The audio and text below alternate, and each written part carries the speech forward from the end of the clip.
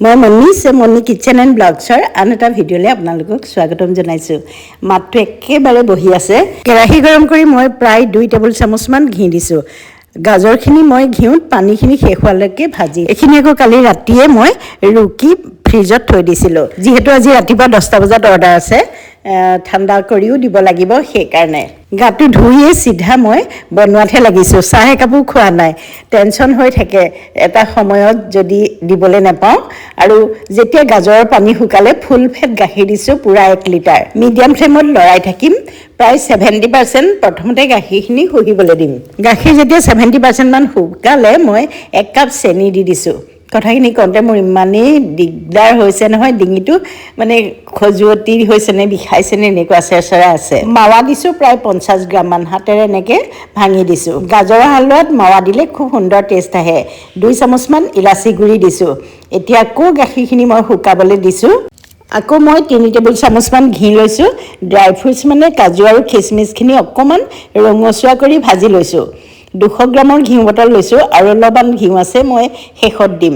লাহে লাহে গাখীৰখিনি একেবাৰে শুহি গৈছে, অকণমান লাগি আছে আৰু সেইকণ মই ৰাখি দিম, কাৰণ যেতিয়া ঠাণ্ডা হ'ব ডাঠ হৈ যাব।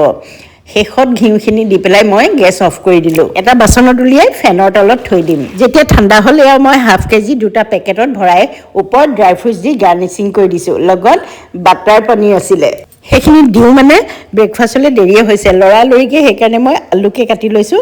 আলু একেবাৰে চিম্পলকৈ জুলীয়াকৈ ভাজিম। ৰাতি কিবা তিয়াই থ'বলৈও পাহৰিলোঁ, ৰাজমাহ বা লুবিয়া নাইবা কাবেলী বুট তিয়াই থোৱাহেঁতেন সোনকালে হ'লহেঁতেন। এতিয়া মই আলুখিনি বাকলি গুচাই সৰু সৰুকৈ কুটি ল'ম। প্ৰায় 5টামান আলু মই এয়া কাটি লৈছোঁ। প্ৰেছাৰ কুকাৰত অলপমান তেল দিছোঁ, এটা পিঁয়াজ কাটি লৈছোঁ আৰু কেইটামান জিৰা ফুটাই পেলাই পিঁয়াজখিনি দিলোঁ। একেবাৰে সাধাৰণকৈ বনাইছোঁ আৰু মছলা চছলা একো নিদিওঁ এখন ভাজিত, নিমখ আৰু হালধি। শেষত মই অকণমান গৰম মছলা ব্যৱহাৰ কৰিম। জ্বলা নিদিওঁ, যিহেতু মোৰ ডিঙিটো ইমান চেৰচেৰা আছে, জ্বলা খালে ধৰিব। 2টা চিটি মাৰিলে আলু ভাজি হৈ যাব। এফালে মই আটাখিনি অলপ মাৰোঁ, ৰঙা আটাই মই লুচি ভাজিম এতিয়া।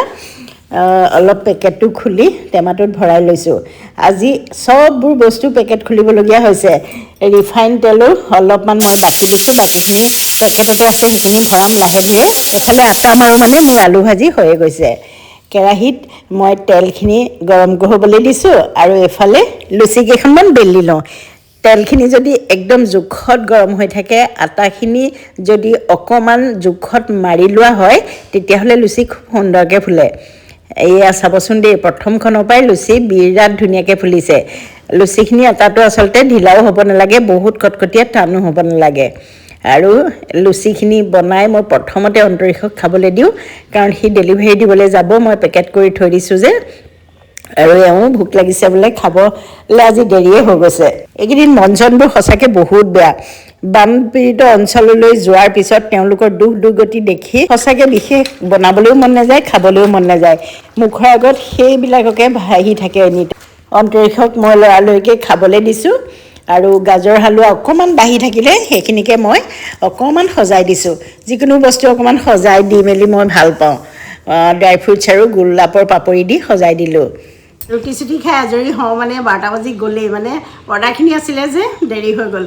আজি আমাৰ সাধাৰণতে ছানডে বন্ধ দিওঁ, কুক চুক কোনো নাহে, তেওঁলোককো এদিন সপ্তাহত বন্ধ লাগে যে বন্ধ দিওঁ। কিন্তু কেইটামান পৰিয়াল আছে দেওবাৰে দিবই লাগে, না বুলি ক'ব নোৱাৰোঁ, তেতিয়া নিজে বনাই দিবলগীয়া হয়, নিজে বনাই দিওঁ। আৰু অন্তৰীষ গৈছে এতিয়া ডেলিভাৰী দিবলৈ। চিকেনৰ অৰ্ডাৰ আছিলে 3টামান আইটেম, আৰু বাকী হালোৱা চালোৱা সেইবোৰতো ৰাতিপুৱা ব্ৰেকফাষ্টৰ কাৰণে হৈ গ'ল বাৰু। আটলাণ্টা গৈছে আজি 2nd ডে বান সাহায্যৰ বাবে। আজি গৈছে শিৱসাগৰ। আজি বেলেগ বস্তু লৈ আছে, মই অকণমান ভিডিঅ' ক্লিপ এটা লগাই দিম বাৰু। কালি যিটো ভিডিঅ' আপলোড দিছিলোঁ, সেই ভিডিঅ'টোত মানে কৈছে যে বানপানী হৈছে, আপোনাক তাত দেখা নাই। মই তাত দেখা নাই মানে আপুনি গ'লেহে মোক তাত দেখিব, গতিকে আপুনিও যোৱা নাই চাগে, সেইকাৰণে আচলতে মই ভিডিঅ' দিছোঁ।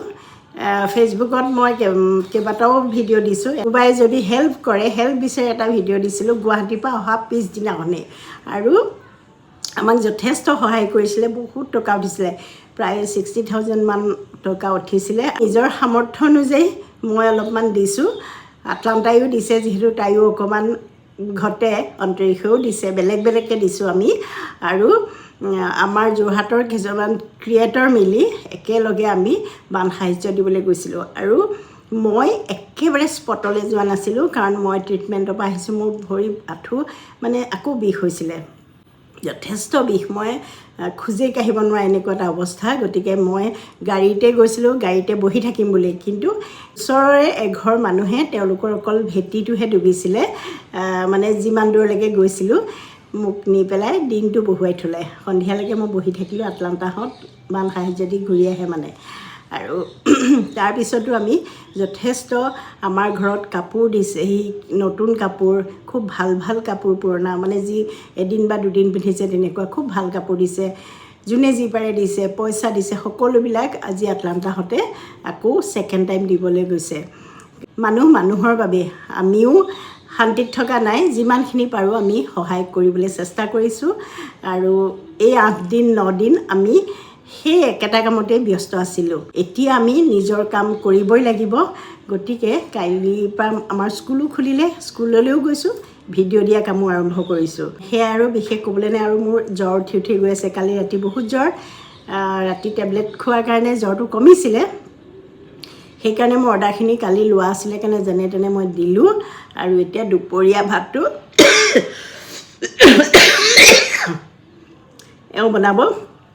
এওঁ বনাম বুলি কৈছে, কাৰণ মোৰ জ্বৰটো উঠি আহিছে যে, দেখিছে বৰালি মাছ আনিছিলে। গতিকে ডাঙৰ ডাঙৰ কেপিচটো এওঁ থৈয়ে দিলে যে এই কেপিচ তুমি ভালকৈ বনাবা, পিছফালৰ সৰু সৰু কেপিচ এওঁ টেঙা বনাই আমাৰ মাছ টেঙা অকণ বনাব। আৰু সেয়া মোৰতো ভাত খাবলৈ মন যোৱা নাই, মানে ঠাণ্ডা লাগি আহি আছে।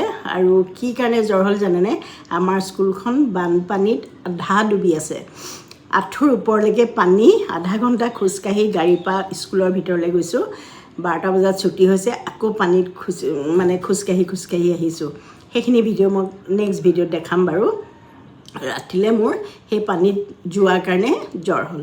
এতিয়া অকণমান মই ক্লিপ লগাই দিছোঁ আমি সাহাৰ্য দিবলৈ যোৱা। এইখিনি মাছ এওঁ নিমখ হালধি সানি থৈছে, দাংবডি কাটি থৈছে ঘৰৰ, বিলাহী, গোলনেমু আৰু চাউল। এফালে ইহঁতকেইটালৈ চুপ বনাই থৈছে।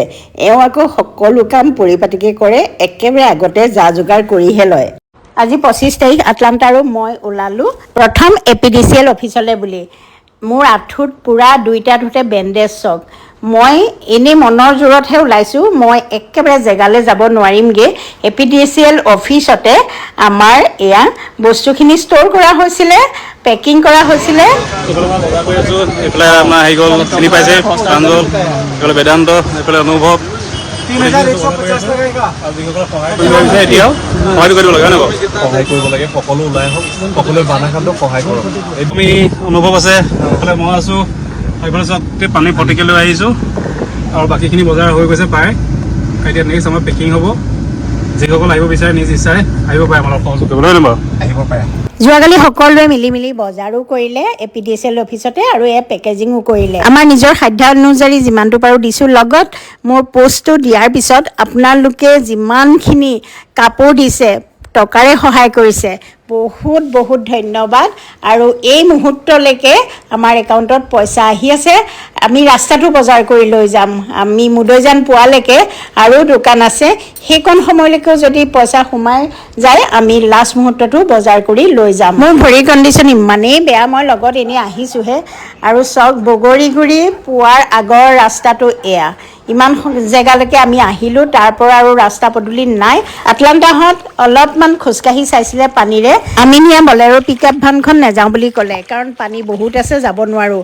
গতিকে আমি ট্ৰেক্টৰ এখন ভাড়া ল'লোঁ। ছাত্ৰ সন্থাৰ ল'ৰা দুজনমানে আমাক এই ট্ৰেক্টৰখন লোৱাত সহায় কৰি দিলে, বাৰু বহুতখিনি আমাক গাইড দিছে, আৰু তেওঁলোকো আমাৰ লগতে ওলাইছে। আমাৰ মানে মই নাই, মই ওচৰৰে এঘৰ মানুহৰ ঘৰত বহি আছিলোঁ। ক'ত বহিছিলোঁ মই জনাম বাৰু। আৰু অৱস্থাটো চাওকচোন, ইয়াততো পানী অলপ শুকালেই, এইকণ বগৰীগুৰি। আৰু আগলৈ গৈ তেওঁলোক কাৱৈ মাৰিলৈ গৈছিলে। ইয়াত জীৱ জন্তু মানুহৰ অৱস্থা দেখিলে সঁচাই বুকুখন বিষাই যায়গৈ। আপোনালোকে বিভিন্ন ভিডিঅ'ৰ যোগেদি দেখিও আছে। আমি যিটো অঞ্চলত বিতৰণ কৰিছোঁ, সঁচাকৈ সেই অঞ্চলটোত আহিবলৈ একেবাৰে অসুবিধা। আমি কিছুমান খোৱা সামগ্ৰী, চেনিটেৰী নেপকিন আৰু খুব সুন্দৰ সুন্দৰ কাপোৰ উঠিছিলে, নতুন পুৰণা মিলাই পেলাই। আৰু পুৰণা কাপোৰবোৰ যিবোৰ দিছে একেবাৰে ধুনীয়া আলমাৰীৰ পৰা উলিয়াই তেওঁলোকৰ ব্যৱহাৰ কৰা ধুনীয়া ধুনীয়া কাপোৰ দিছে দেখিয়ে ভাল লাগিছে আৰু সকলোকে বহুত বহুত বহুত ধন্যবাদ দাইল চাউলৰ লগতে আকৌ বেলেগ এটা পেকেট দিয়া হৈছে বিস্কিট মেগী কেক এইবিলাক মানে পটককৈ কিবা এটা ভোক গুছা বস্তু পটককৈ বনাবলৈ সময় নহ'লে বা সুবিধা নহ'লেও তেনেকৈ খাব পাৰিব আৰু কাপোৰখিনি চাওক ইমান ধুনীয়া আৰু তেওঁলোকৰ মুখৰ হাঁহিটো মই অৱশ্যে ভিডিঅ'তহে দেখিছোঁ এডিট কৰোঁতেহে দেখিছোঁ এওঁলোকে 2টা বজাৰ পৰা প্ৰায় 7টা মানেই বাজি গ'ল ৰাতি হ'ল মই তেতিয়ালৈকে এঘৰ মানুহ মই ইয়াতে বহি আছোঁ কাৰণ মই 2টা হাততে বেণ্ডেজ মাৰি আহিছোঁ খোজকাঢ়িব নোৱাৰোঁ থিয় হ'ব নোৱাৰোঁ ইমান বিষ হৈ আছে এগৰাকী মানুহে মোক গাড়ীৰ পৰা নমাই নিজৰ ঘৰত ধৰি ধৰি আনি বহুৱাইছেহি আৰু এখেতে কি কৰে যে গাড়ীবোৰ আহে যে ৰাস্তাতে যিসকলে বস্তুবোৰ ল'বলৈ বিচাৰে তেখেতসকলে বগৰী গুৰি কাৱৈ মাৰিলে পঠিয়াই থাকে গোটেই দিনটো পহৰা দিয়া নিচিনাকৈ থাকে তাৰমানে যিসকলে আটাইতকৈ মানে